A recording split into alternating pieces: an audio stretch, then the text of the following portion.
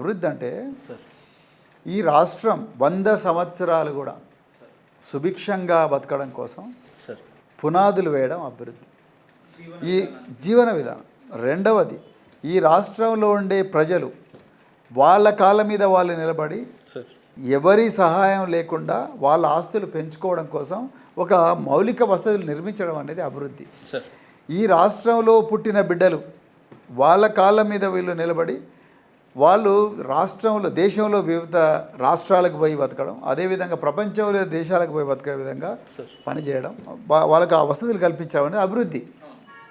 So అది ఎక్కడ చేసినట్టు వీళ్ళు, ఓకే ఎక్కడ జరిగింది? మీకు ప్రజలందరూ కూడా అనారోగ్యంతో హాస్పిటల్లో మగ్గి ఎలుకల బారినో లేకపోతే ఇంకా విష జ్వరాల బారినో పడకుండా వీళ్ళందరూ కూడా ఆరోగ్యంగా ఉండి ప్రైవేట్ హాస్పిటళ్ళ పంచిన చేరి వాళ్ళ లక్షల రూపాయల కోట్ల రూపాయల ఆస్తులను అమ్ముకోకుండా ప్రభుత్వ ఆసుపత్రుల్లోనే వీళ్ళందరికీ చక్కగా వైద్యం తీసుకొచ్చే విధంగా వైద్య వ్యవస్థను నిర్మించడం అభివృద్ధి. అదేవిధంగా ఒకప్పుడు కేవలం గాంధీ, కాకతీయ, ఉస్మానియా 3 మెడికల్ కాలేజీలు ఉండే స్థాయి నుండి 25 మెడికల్ కాలేజీలు తీసుకురావడం అభివృద్ధి. ఇది కేసీఆర్ గారికే దక్కుతుంది. అంతే కదా, కేసీఆర్ గారే చేసిండ్రు.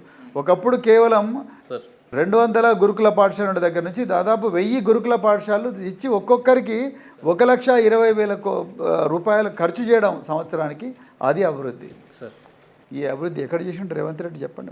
ఈ 15 నెలల్లో నేను చెప్పిన పనులు ఒక్కటన్నా చేసిండు ఆయన.